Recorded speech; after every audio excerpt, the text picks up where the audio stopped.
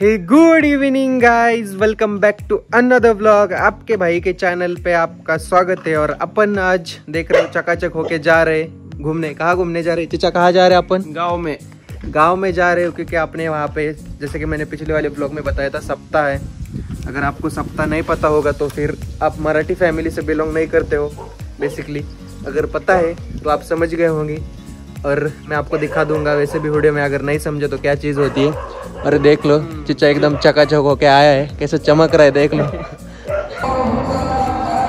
Guys lollipop ले लिए खाने के लिए खाते खाते जा रहे हैं अपन सब लोग। और ये देख लो ऊपर